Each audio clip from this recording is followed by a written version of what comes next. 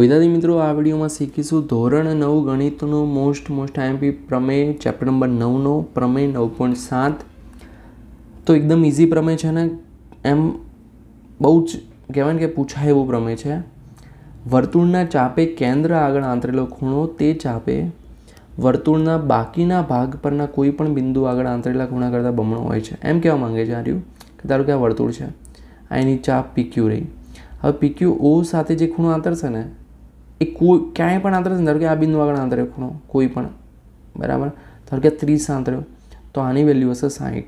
ધારો કે આ x હોય તો આ 2x હશે. બસ એ જ આપણે સાબિત કરવાનું છે. એકદમ ઇઝી છે, બરાબર. દાખલા પૂછાય છે આના, એટલે દાખલા પણ કરજો, બરાબર. એકદમ સિમ્પલ, યાદ રહી જાય, બરાબર. હવે જો પહેલાં આવશે પક્ષ. પક્ષ લખતા પહેલાં આપણે આકૃતિ દોરવી પડશે. એટલે આપણે અહીંયા આકૃતિ દોરીએ સરસ મજાની. 3 આપણે દોરવાના છે. શું કહેવાય એને? વર્તુળ, બરાબર. તો ગોળ એકદમ વર્તુળ દોરી દેવાના તમારે પરિકરનો ઉપયોગ કરીને સેમ, બરાબર. અહીંયા આપણે કોપી પેસ્ટ કરી લઈશું 3, એટલે શું થાય? એકદમ સિમિલર વર્તુળ મળી જાય. મરી નહીં પણ મળી જાય, બરાબર. ક્યાં? ઓકે.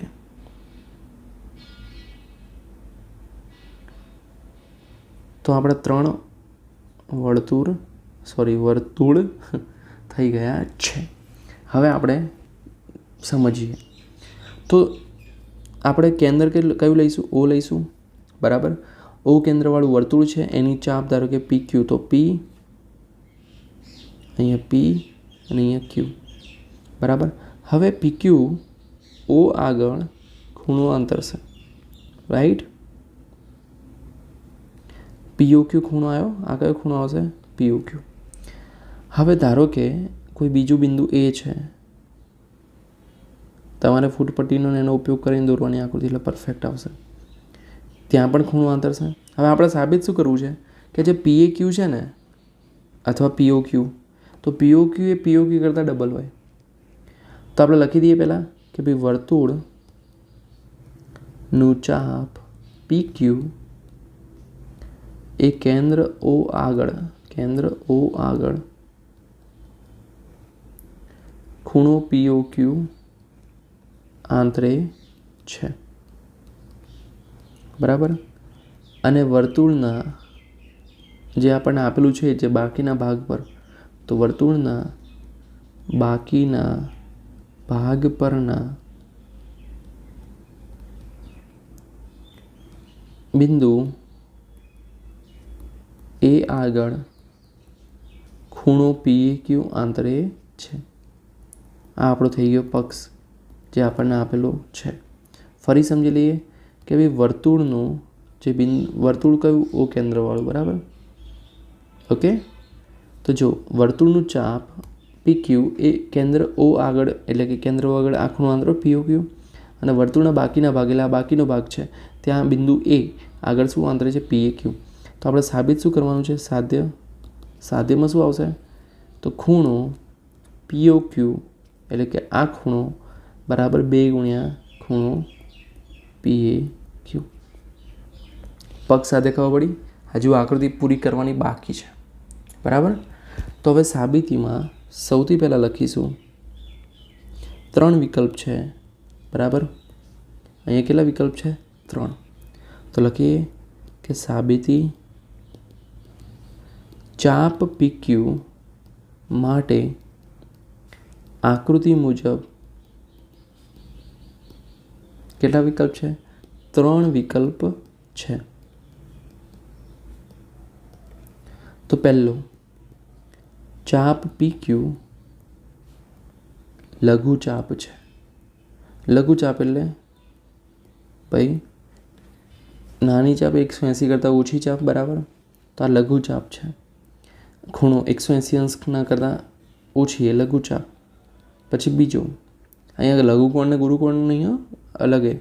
ચાપ PQ અર્ધવર્તુળ છે.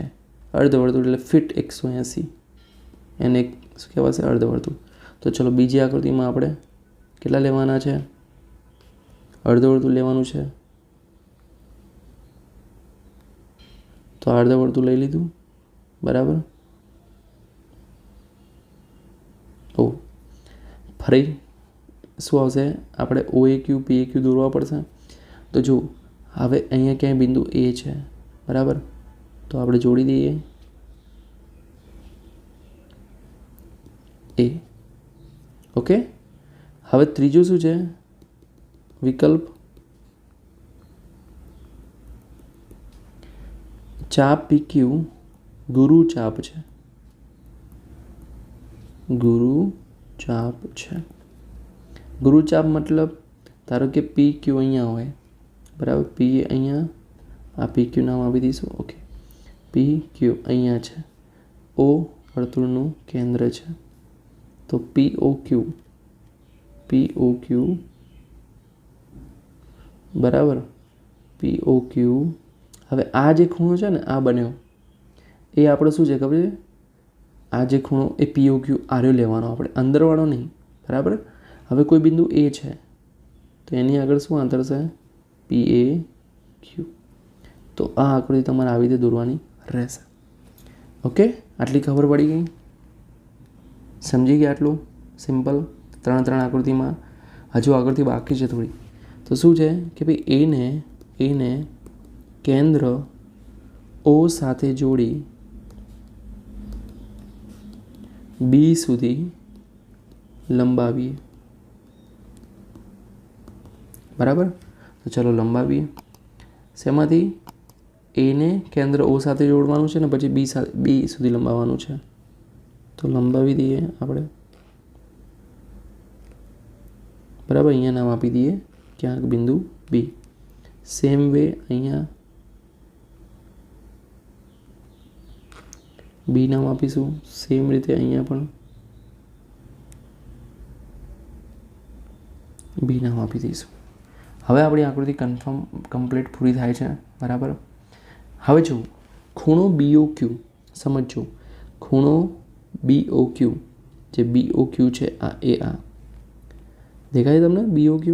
તો લખીએ ખૂણો BOQ બરાબર કેટલા થાય ખબર તમને? BOQ એ શું છે? એ બહિષ્કોણ છે. ત્રિકોણનો શું છે? બહિષ્કોણ. ત્રિકોણ કયું? જો હાઇલાઇટ કરું છું ધ્યાનથી એટલે તમને ખ્યાલ આવે. ત્રિકોણ જે છે OAQ એનો આ શું છે? બહિષ્કોણ છે. બરાબર, આ જે છે બહિષ્કોણ છે. હવે બહિષ્કોણ એટલે શું થાય કે ભાઈ ત્રિકોણના અંતઃસમુખ કોણ, મતલબ જે આ જે બે ખૂણા છે, કયા ખૂણા બતાવી દઉં તમને. આ ખૂણો અને આ ખૂણાના સરવાળે જેટલું હોય એટલે કે OAQ વત્તા OQA થાય. તો લખીએ ખૂણો BOQ બરાબર ખૂણો OAQ વત્તા ખૂણો OQA. બરાબર, અંતઃસમુખ કોણના સરવાળે જેટલું હોય એટલા માટે.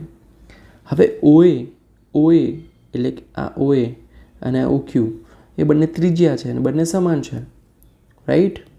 તો OA બરાબર OQ માટે OAQ અને OQ કેવા થાય? સરખા થાય.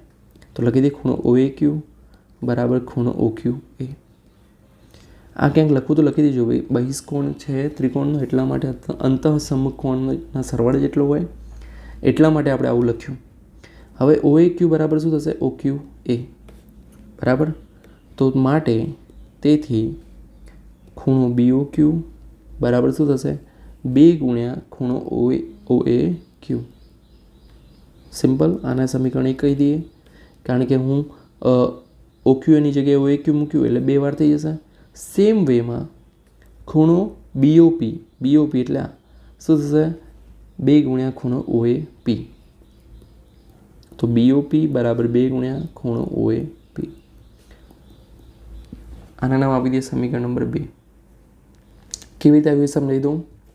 તો જો તમે અહીંયા ધ્યાનથી શું છે?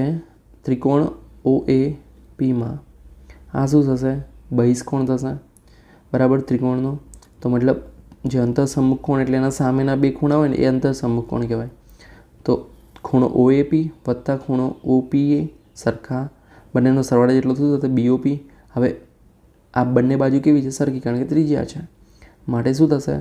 ખૂણો OAP બરાબર ખૂણો OPA. એટલા માટે ખૂણો BOP બરાબર 2 ગુણ્યા ખૂણો OAP આવ્યું. ખબર પડી ગઈ? હવે બંનેનો સરવાળો કરી દઈએ, બરાબર. તો સમીકરણ 1 અને 2નો સરવાળો કરતા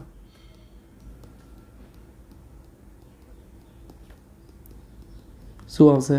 ખૂણો BOQ વત્તા ખૂણો BOP બરાબર 2 ગુણ્યા ખૂણો OAQ વત્તા 2 ગુણ્યા ખૂણો OAP. હવે BOQ વત્તા BOP કેટલા થાય?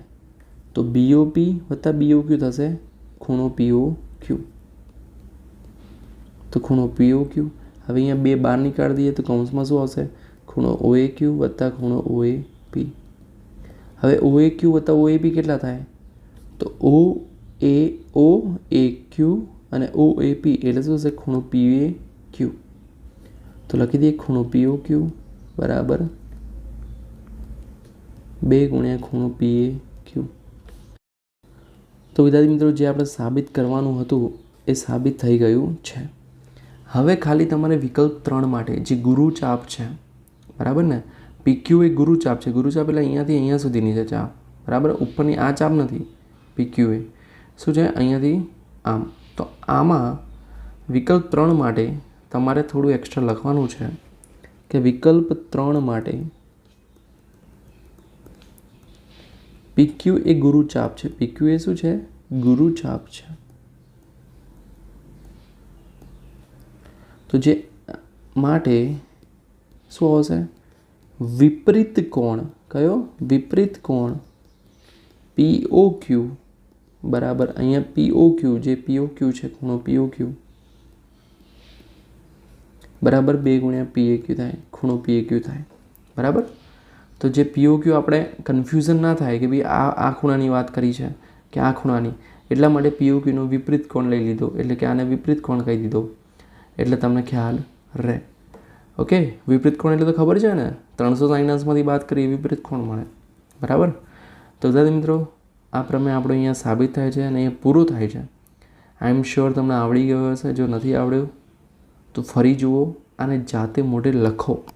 જેટલી પ્રેક્ટિસ કરશો ને એટલું આવડશે. ઓકે, આ તો વિડીયો છે, તમે વારંવાર રિપીટ કરી શકો, બરાબર.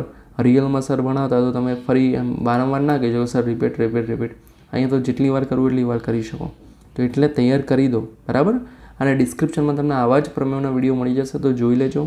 ઓકે, તો ફરી મળીએ નેક્સ્ટ વિડીયોમાં. ત્યાં સુધી good bye, take care, all the best.